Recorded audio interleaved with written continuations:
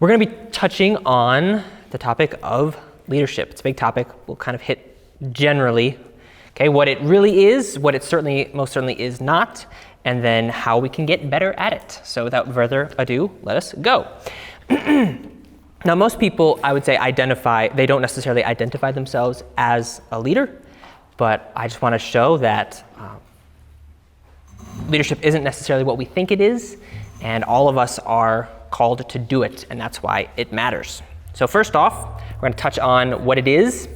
Again, many people, they have a bad taste potentially about leadership, or they don't know what it is, and so they're misinformed or thinking about it in a different way.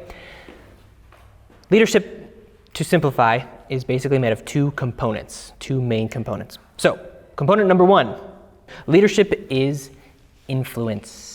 Okay, leadership is influence. John Maxwell, he is arguably the greatest leadership expert of the century and best-selling author. He says, quote, "Leadership is influence." Okay, that's where I got that. Do you see it? No, I'm just kidding. Okay, he's not the only one who says that, but that's kind of a big deal for him. Ken Blanchard, another well-known leadership expert, says the key to successful leadership today is influence, not authority.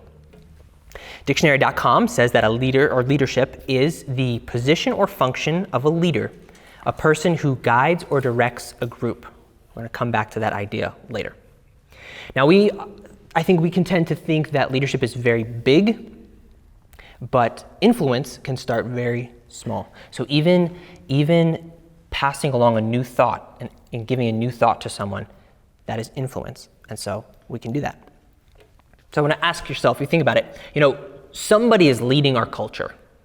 You might ask, who's leading our culture? Probably the wrong people, right? But who's leading fashion? Someone's leading fashion. Someone's leading music. Someone's leading the arts. Who are these people, right? And why do we listen?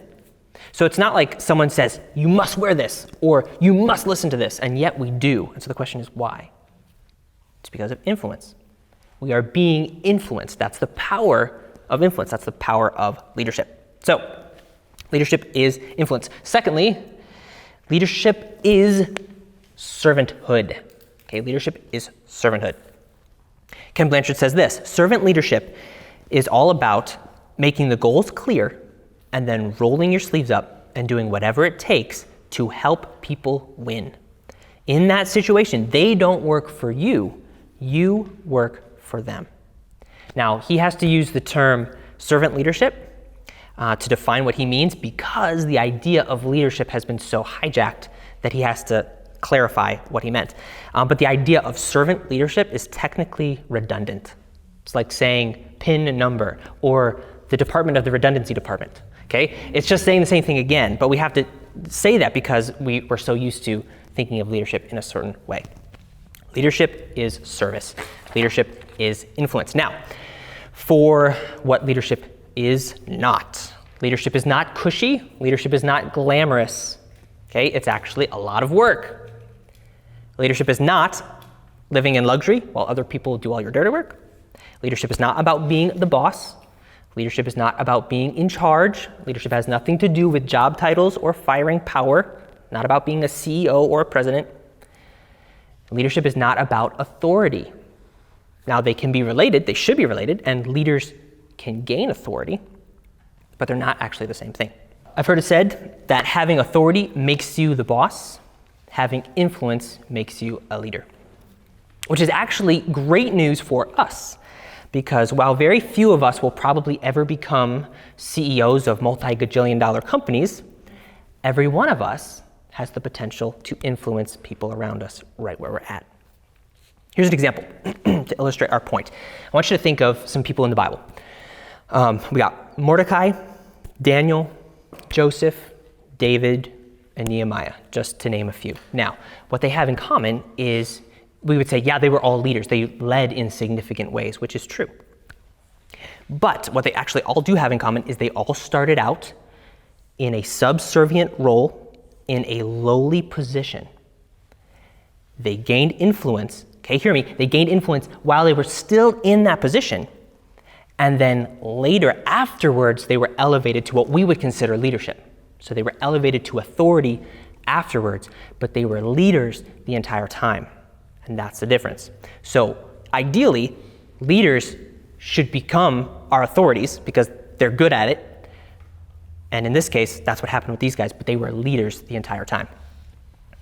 Okay, so something that I've been thinking about a little bit to kind of bring this home. I want you guys to think of a boss. Okay, imagine that you have a boss. He's got, there's 100 other people with you that are his employees.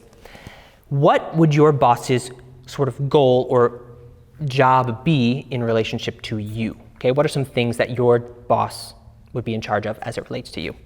Any ideas? No ideas? Can you repeat the question? What's your boss's job in relationship to you? Permission to move forward on an idea. Okay. Gives direction. Direction, right? Okay, so he gives direction. He basically tells you what to do, right? Because he's the boss. He knows what's supposed to be done. So he's going to tell us what to do. Some other things is you're working for him. So your job is to help him succeed, basically, right? So that's kind of the main idea. He tells you what to do, make sure you do it. And he uses your experience, he uses your energy to help him get ahead, to help his business move forward. And you work for him.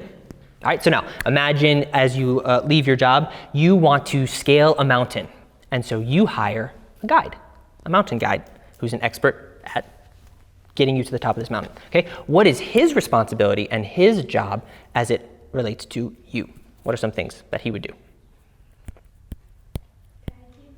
Guide you, hence the name. Very true, right? Okay, that's basically the main thing, but he doesn't tell you what to do, does he? He doesn't hand you a map and say, good luck, champ, I'm cheering for you. I'll be here when you get back, right? He goes with you. He shows you where to go. He uses his experience to help you succeed. He works for you, and that's the difference.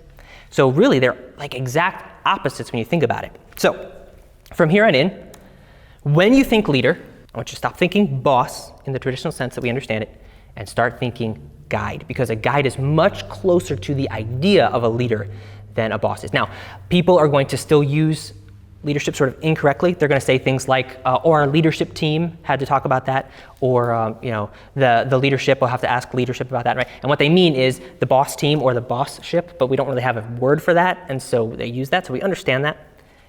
But as you guys are thinking about being true and good leaders, I want you to think about leadership is a lot more like being a guide. If you think about it, most people need to be paid to follow your typical boss. Okay, kind of true.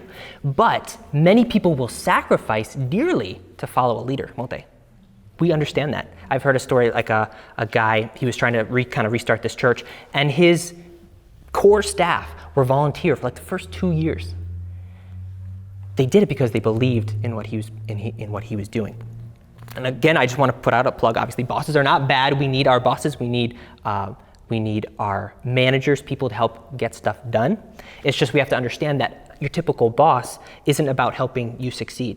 Now, however, when a boss becomes a leader, they become a better boss, which is cool. And that's kind of what we want to see happen, is people learning to do both. Okay, so going back to the components of a leader. So the first one is, these are just kind of basic, again, this isn't exhaustive, but it's kind of basic building blocks of the idea of a leader. So first off, leaders are others focused. Okay, they're focused on other people. Secondly, leaders have a vision. They have a vision for what they want, and it's usually to fill a need because they are others focused. Now, some of us, we might balk at the idea of vision, like, hey, I'm not a visionary, like I don't do that type of thing. But I just want to kind of demystify that for you. Vision is basically just having an idea for something better. All right, so I want you to think about this. Have you ever in your life saw something or thought of something and tried to think of ways to improve that thing? Let me see your hands if you've done that. If ever in your life you thought of something or thought, like, how could this be better? Okay, that means you are qualified. You have the visionary muscle, okay, already. Now, of course, there are people who are way better at it than us, and they think way bigger and way deeper and just on a whole different level. But the point is, we can still develop that skill as well. That's something we can learn to do. So we can have a vision, an idea for something better. And usually it's going to help fill a need. Okay, next is leaders have a plan. They have a plan to get there. They're not just dreaming, they come up with this idea. And depending on how big the dream is or how big the vision is, the plan could be instantaneous, like, I'm just gonna do this, and that's their plan. Or it could take weeks, months, even years to develop the right plan depending on the size of the vision, right? Next, leaders act. They don't just plan, they do. They put the plan into action. They're not just watchers, they are doers. And then finally, leaders inspire others with their action. Now this one is a byproduct. Leaders can't force people, right? They can't force them to follow them or force them to do something. And so this just happens, if you're consistent enough, then people are going to listen and people are going to be inspired. And this is kind of for free, but also these steps they're also kind of action steps for influence, if you think about it. So the first one, others focused, right? Servanthood. But then the second one, if I wanted to influence someone, I would say I want them to come from here to here in their thinking. First of all, I have to have a vision for where I want them to go, don't I? I need to have a better place for them to go. I have to have a vision. Then I have to have a plan. How would I get them there? I have to come up with that idea, that plan. And then from there, I have to act on the plan. I have to engage them with that plan. And then at the end, it's up to them if they decide to be inspired and if they decide to be influenced in the way I want them to. So really, it's kind of a step-by-step way to check and see if how we're doing with our influence. So a leader kind of says, hey, I know a place. This is what it's like. They sort of paint you a picture, a vision. They say, this is where I want to go. This is where I'm going. This is how I'm going to get there. And then they extend their hand and they say, do you want to come with? You want to come with me? And the people who resonate to that message flock to them and say, yeah, I want to come with you. I want what you want, and you can help me get there. And that is how true leadership is born, in that way. Leadership leads to synergy. When you're doing something, synergy basically is just that all of us together are greater than all of us separately. And so we're able to do more together than we could apart. Now, this sounds big and huge, like you're thinking, MLK and all these different people, these great leaders, but it can start really small. It doesn't have to be huge. So here's an example. This happened just a week ago. So we were at a race cheering on my sister who completed a half marathon, which is pretty cool. And so on our way back, some of the runners were on their way back to their cars and stuff too. So we kind of struck up a conversation with one guy, just congratulating them, hey, good job. And he's like, yeah, I'm gonna go and sleep. I was like, that's a good idea. And so then he kind of ended up walking a little bit ahead of us. I was on my phone trying to figure out the best way to get out of the city. And we were coming up to a main intersection, and I looked up and I saw him pushing this white sedan in the road. And I looked just in time to see another runner put down his goodie bag and the signs and stuff, and he started pushing this car too. And so obviously something was wrong with it, and so I saw, and so I jumped in, and so the three of us sort of pushed her kind of around the corner, and we didn't do a great job, but we sort of backed her up into the line of parked cars. And it wasn't great, but at least she was out of the way of oncoming traffic, so she was kind of safe. She was already on the phone talking with people, so we had her put on the brake and kind of called it good. The whole thing probably took, 3 minutes, maybe 5 minutes. But in that one short exchange, I want to kind of take it apart for you, just so you can see that this actually works. So first thing, this guy, he was others focused. It wasn't his car. He didn't know that woman. He didn't have to care, but he did. He had a vision. Okay? He had an idea for something better. And his thought was, this car should not be in the road. That's dangerous and it's not good. It's not the way it ought to be. He comes up with a plan. I am going to push this car out of harm's way. He executes his plan. He starts pushing it alone, by himself, out of the road.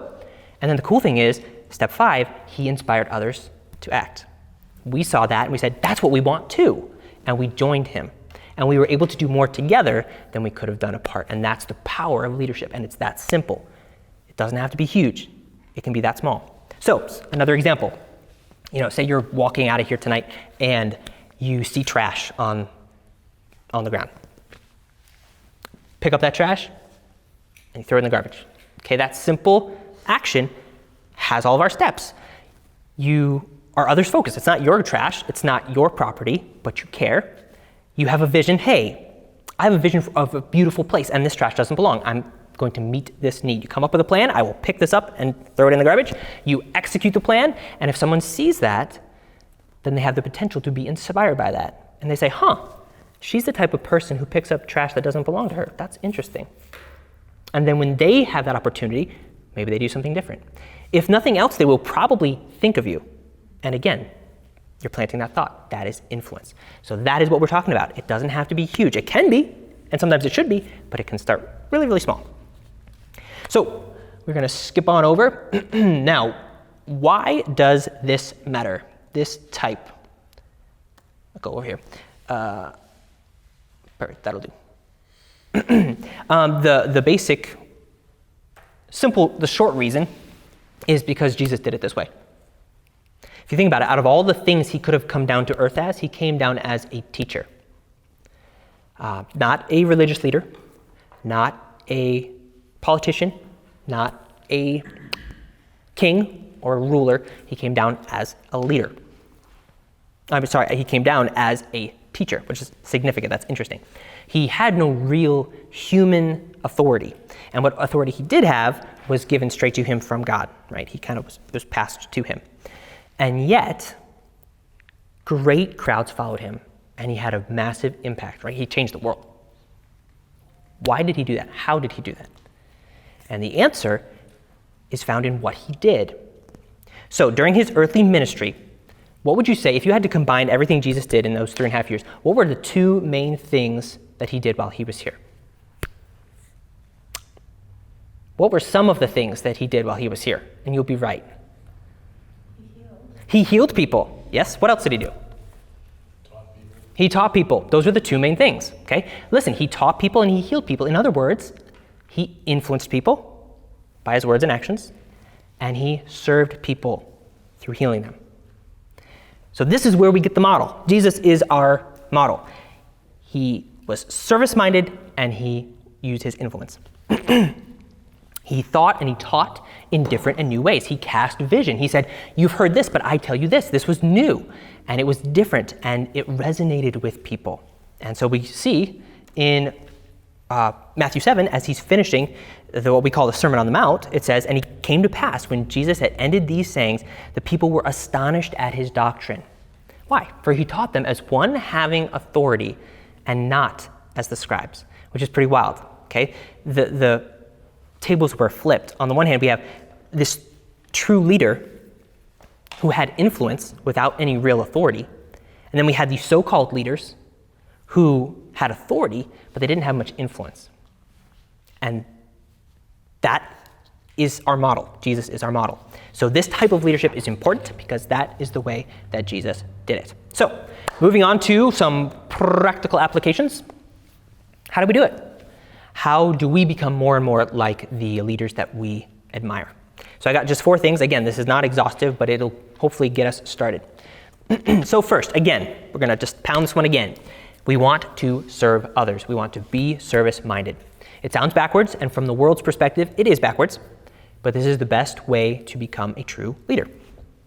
We want to practice thinking about others first. We want to put their needs before our own. We want to see their needs and recognize them. We want to put them in the spotlight, help them feel valued, as opposed to just focusing on us. Matthew 20, verses 25 through 28 says this. Jesus is speaking to his disciples. He says, you know that the princes of the Gentiles exercise dominion over them, and they that are great exercise authority upon them. But it shall not be so among you. But whosoever will be great among you, let him be your minister. And whoever will be chief among you, let him be your servant. Here's why, right? This is his why. Even, or just as the Son of Man came not to be ministered unto, but to minister and to give his life a ransom for many. Again, here Jesus is again serving people. John 13, John tells us in the beginning part of that chapter that Jesus washed his disciples' feet. And this was not to put on a show of something he was not, but to demonstrate his heart of service, something that he was. Even though he also was their leader and he was the king, right? He was actually all of them.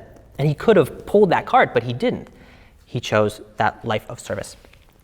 So Jim Collins, leadership author, he says the X factor or the secret of great leadership is not personality, it's humility. Okay, and no one showed that more than Jesus himself.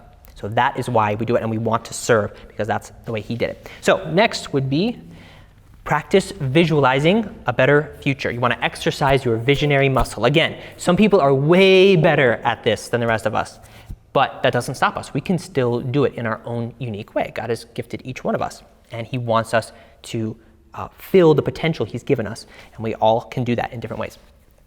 Okay, so to lead, you got to have someplace better to go.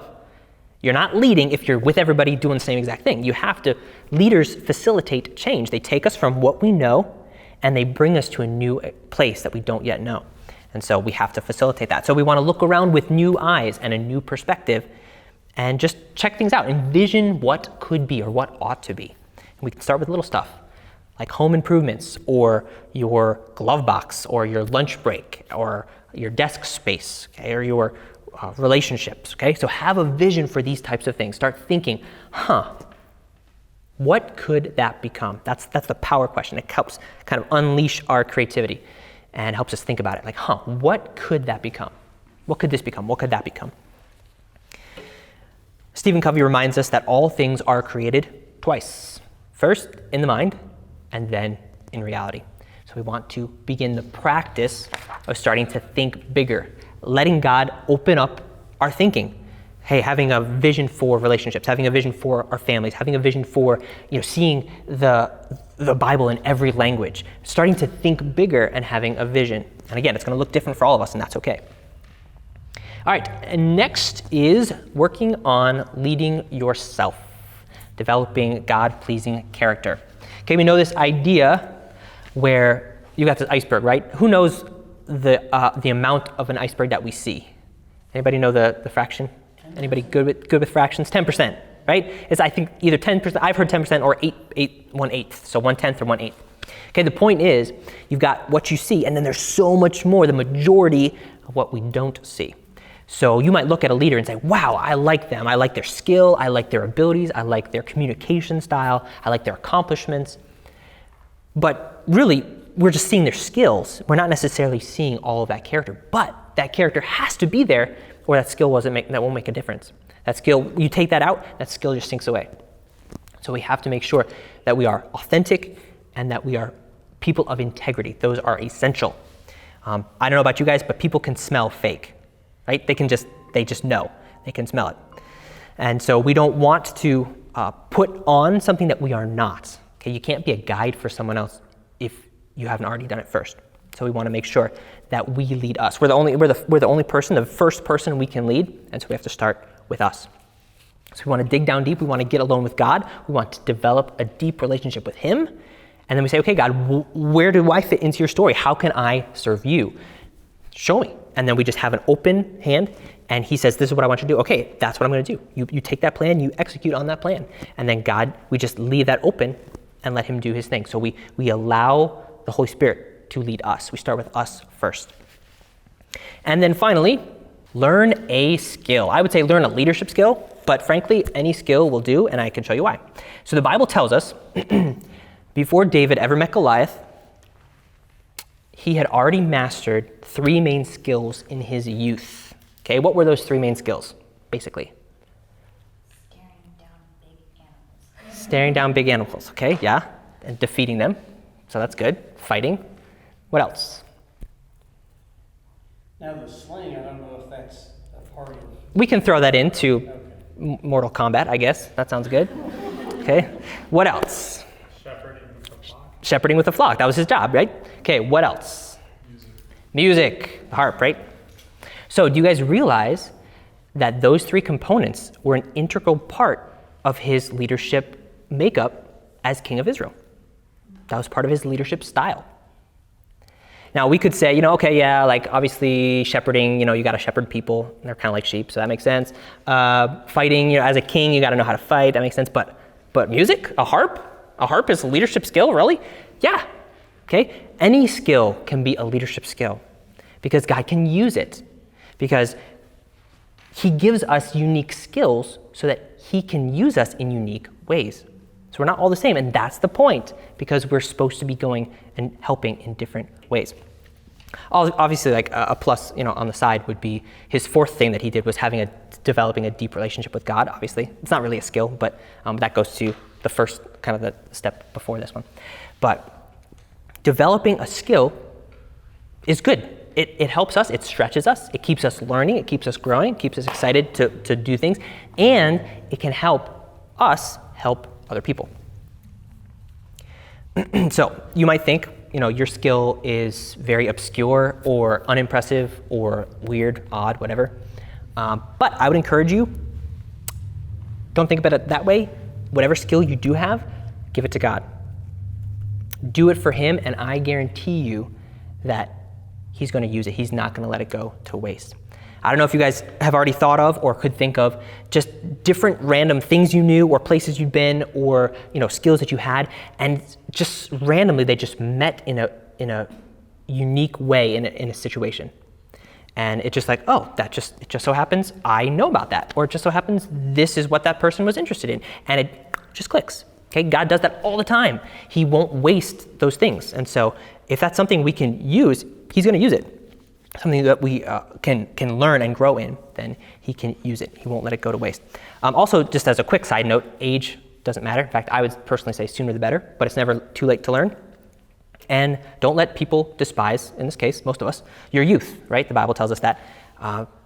We can start now. No matter what we've done, where we've been, we can start now. So, as we finish up, just our components, our leaders are others focused. Leaders have a vision, leaders have a plan, leaders act, and then they inspire others with their action. So in the end, true leadership isn't about age, titles, degrees, experiences, or prestige. It's about influencing others through our own example first, and then serving them for the greater good and for the glory of God. So as we finish up, just my challenges to you would be just thinking about what are some things that you can lead change in, even, or I would say especially if they're small. And then just start there. And my other challenge would be just ask God, hey God, would you expand my leadership in the realm I'm supposed to be in? Would you just help me slide into the right place and expand that leadership for your glory? And then just see where God takes you on your journey.